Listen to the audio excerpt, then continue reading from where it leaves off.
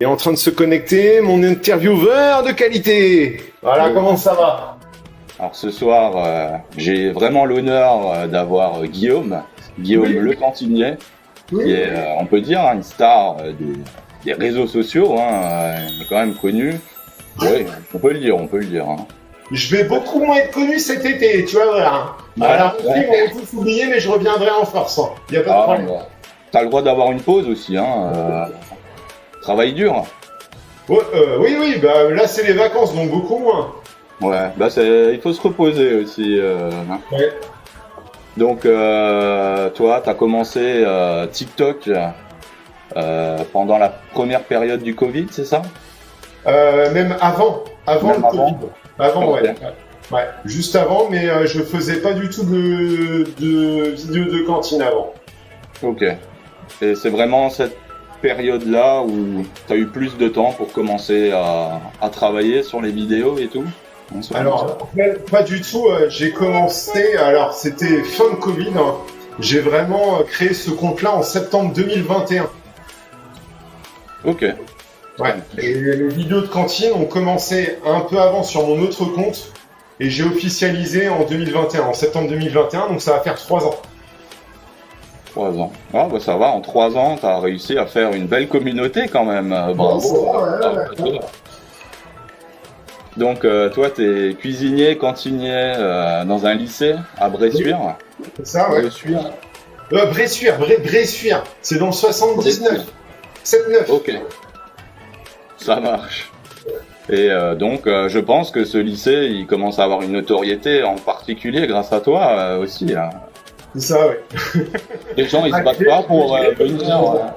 Ouais, j'ai des retours de parents, leurs enfants veulent venir là alors qu'ils habitent pas du tout là, tu vois. Donc, ouais, du déménagement, quoi.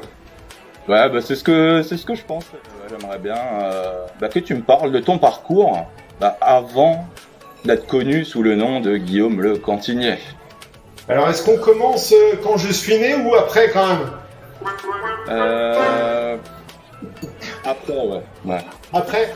On va passer la naissance et tout, ouais, ça va être bien, ça va être mieux. Ouais, c'est ça.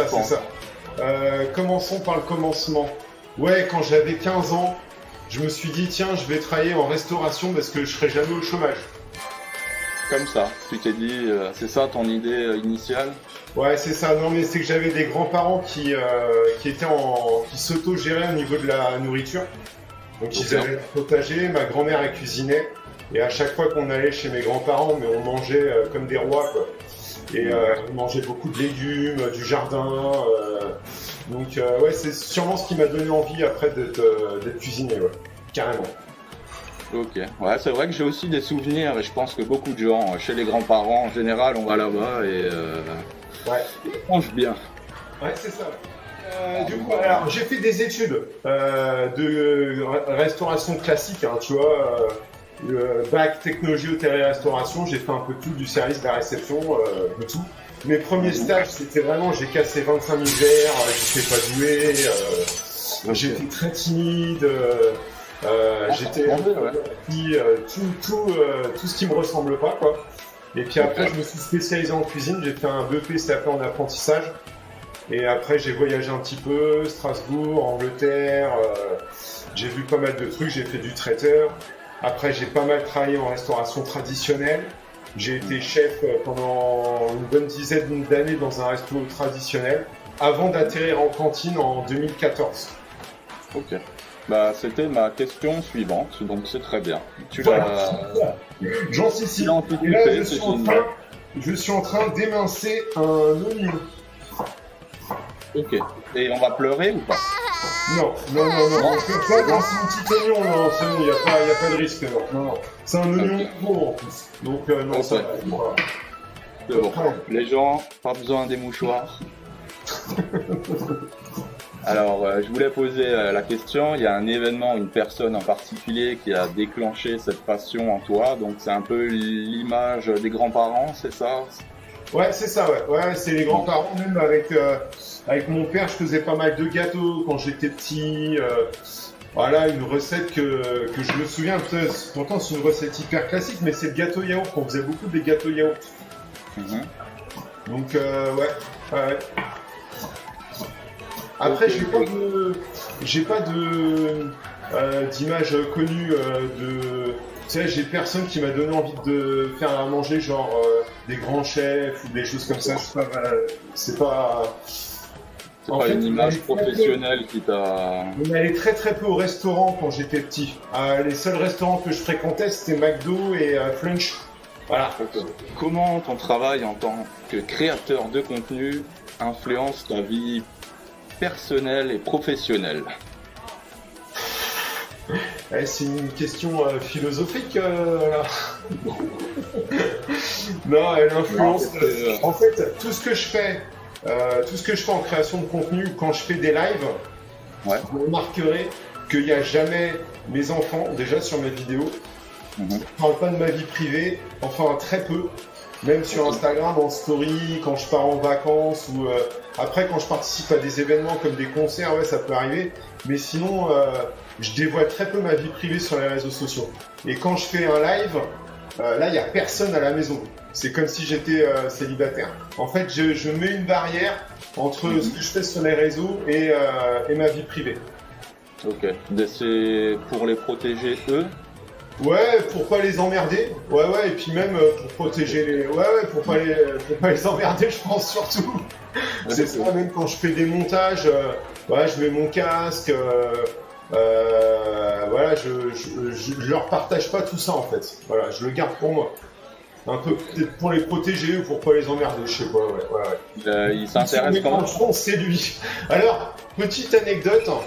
C'est surtout quand j'étais sur mon compte d'avant, donc le compte s'appelait Diffou, et d'ailleurs il existe toujours, je crois que j'ai encore 260 000 abonnés, mais je fais plus de création, et j'avais les cheveux un petit peu plus longs, et on m'a souvent comparé au physique de Mélenchon, donc voilà,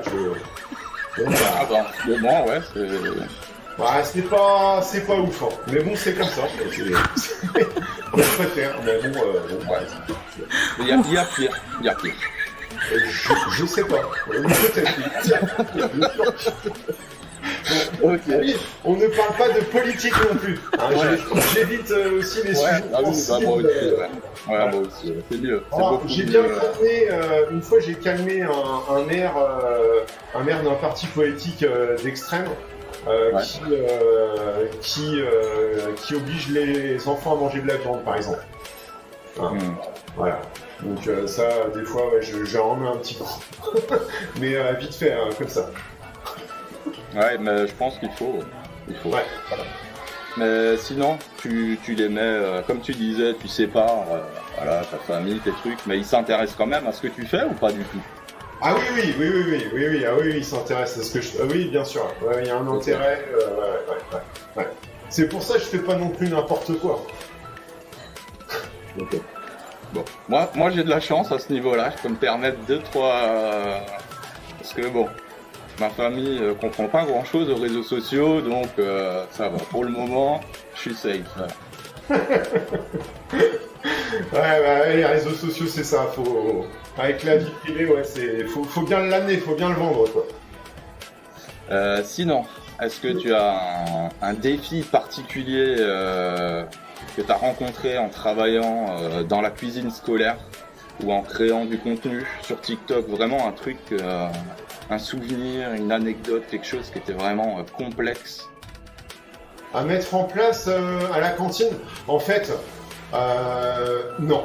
Parce qu'en fait, rien n'est insurmontable. Tu vois, on a fait la raclette à la cantine, on arrive à sortir des kebabs à la cantine, on arrive à faire plein de trucs à la cantine, mais sans trop de difficultés, c'est juste de l'organisation. Après, pour le partager sur les réseaux, je peux pas le faire. Je veux dire, il y a des moments où j'ai pas le temps.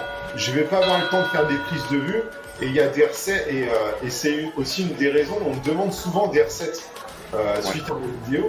Et j'ai pas le temps de. Et puis c'est pas mon concept. J'ai pas le temps de faire des recettes, quoi. Et puis il y a tellement de gens qui font des recettes sur les réseaux sociaux. Quel est l'intérêt? Non, il n'y a pas vraiment de défi quand je crée du contenu ou quand je fais une recette. C'est vraiment au feeling, c'est artisanal. Ok. tu te laisses porter aussi, t'es très naturel de ce que j'ai vu, voilà. Ouais. T'as une énergie, j'étais étonné, je t'ai vu un peu partout, sur des plateaux, à la télé et tout, t'es toujours, voilà, on sent que t'as une dynamique de vie. Ouais, c'est ça, ouais, tranquille. Mais c'est pareil, si par exemple j'ai des questions auxquelles répondre cet été, je vais peut-être faire des vidéos de chez moi où je réponds aux questions tout simplement. Vous avez des idées, pour moi, il n'y a pas de problème, moi je prends. Il n'y a pas de souci. Ah ouais, bah, j'en parlais hier un peu avec des amis d'ailleurs. Je me permets, j'ai une question de mon côté. Qu'est-ce qui t'a amené à partager ton travail sur TikTok? Alors, c'est que de base, je fais du théâtre en amateur. Et j'ai une culture, on va dire, quand j'étais petit, mon père il me faisait écouter Fernandel, De Vos, Coluche. Après, j'ai regardé beaucoup Les Nuls, Les Inconnus. J'ai été un petit peu bercé là-dedans. Et une fois, je suis tombé sur une émission qui parlait de TikTok, qui disait que TikTok, ça s'ouvrait à autre chose que de la synchronisation labiale et de la danse, tu vois. Et je me suis dit, j'ai peut-être quelque chose à partager, où j'ai fait des premiers sketchs comme ça, où j'ai repris des tendances, tu sais, comme ça se fait sur TikTok. Ouais. Un petit peu faire comme les autres, mais à sa sauce, quoi. Ça a un petit peu marché. Et un jour, je me suis retrouvé à la cantine. Et je me suis rendu compte au fur et à mesure que les élèves, ils confondaient ce qu'ils avaient dans leurs assiettes, tu vois. Genre, ils confondent le riz avec le blé, les pois avec les haricots verts, enfin des trucs qu'on rencontre, tu vois. Et une fois, ils m'ont demandé du steak, beaucoup de steak, alors que c'était du foie de veau. Et ma première vidéo, c'était ça. C'était attention, si tu vois ça à la cantine, c'est pas du steak, hein, c'est du foie de veau, ça n'a pas le même goût. Et je disais même pas bon appétit à l'époque, je disais salut, au revoir. Tu vois, et du coup, je me suis rendu compte, et du coup, cette première vidéo, elle a cartonné. Ouais. Et après, quand j'ai filmé la raclette à la cantine, là, ça a été la... Ouais, c'est ce que j'ai... Ça a lancé des pétitions dans les collèges, ils voulaient tous de la raclette. Ouais. Il y a peut-être quelque chose à partager sur le monde de la restauration scolaire qui est une mauvaise image. Il y a quelque chose à faire, quoi. Et du coup, maintenant, on est plus d'une cinquantaine sur TikTok, en tout cas, à partager du contenu de cantine. Bah justement, je suis tombé dessus un peu par hasard et au début je me demandais si c'était des gens qui plagiaient ce que tu faisais ou si des collaborateurs, des gens qui... Je me posais la question moi personnellement. Écoute, je considère en tout cas, moi de mon expérience, parce que moi j'ai plagié un paquet de personnes dans mes débuts sur TikTok, tu vois, reprendre les tendances, tout ça. À un moment donné, tu peux pas parler de plagiat sur TikTok, à part si tu prends exactement le même concept, la même façon de parler, la même façon de filmer. On est d'accord. On peut parler de plagiat. Mais à partir du moment où on partage des choses sur le même monde, je veux dire, on va pas interdire les gens à faire ce qu'ils aiment aussi, à montrer... non, je considère pas que c'est du plagiat, non, carrément pas. Après, on se connaît à peu près tous. Ouais. Mais on rencontre quand même un souci, c'est que sur certains comptes que je ne cite pas, parce que je fais pas de délation non plus, mais ça renvoie une mauvaise image de la restauration scolaire sur certains comptes, tu vois. Et ça, je suis pas spécialement fan. Mais on va pas non plus. Alors là, je suis en train de faire revenir des petits oignons pour l'instant, ok. J'ai acheté du persil. Parce que je vais faire sûrement des pâtes ce soir, je sais pas encore. Et je suis en train d'émincer des champignons. Voilà, je fais une petite... je pense que je vais partir sur des peignets aux champignons ce soir. Ok, très bien. Bah écoute, tu me laisseras... Alors, je voulais faire un clin d'œil. Il y a Ludovic. Si tu veux, Ludovic, j'ai un message pour Ludovic. Je sais pas si tu connais Ludovic officiel. C'est un mec qui partage son contenu. Il est éboueur à Paris. Ouais. Et donc du coup, je pense que lui sera intéressé pour faire une interview avec toi, d'accord? Ah ouais, clairement, ouais. Il va porter la flamme olympique. Je sais pas si tu l'as déjà fait, Ludovic, mais il va porter la flamme olympique à Paris là. Je pense que c'est dans 2-3 jours, si je me souviens bien. Donc je t'invite à te rapprocher de Ludovic Off, voilà. Ouais, bah faudra juste me rappeler à la fin parce que moi je suis une tête de... J'oublie tout. Le 15 juillet. Il porte la flamme le 15 juillet. Voilà. Ouais. Okay. Mais en tout cas, ouais, c'est intéressant de ramener voilà, des sujets comme ça. Voilà. Et voilà, il y a des choses qui se font sur les réseaux sociaux, c'est qu'il y a un échange. Avec ceux qui partagent du contenu de cantine, on se connaît. Je connais Ragnar50 très bien. Je connais Jean-Paul Terrus. Il y en a plein. Donc ouais. Il n'y a pas de concurrence en tout cas entre nous. Bon, moi aussi, c'est pareil. J'ai quelqu'un qui faisait aussi des interviews sous un autre concept un petit peu et Bah oui, voilà, c'est ça. On s'entendait bien. Je suis plus partisan on collabore ensemble et voilà. Se faire la guerre. Dis-moi, est-ce que tu peux partager une de tes plus grandes réussites par rapport à là, en tant que créateur de contenu, qu'est-ce que ça signifie pour toi? La plus grande réussite? Ouais. De ce que tu as mis en place là depuis que tu fais ça. Alors, la plus grande réussite,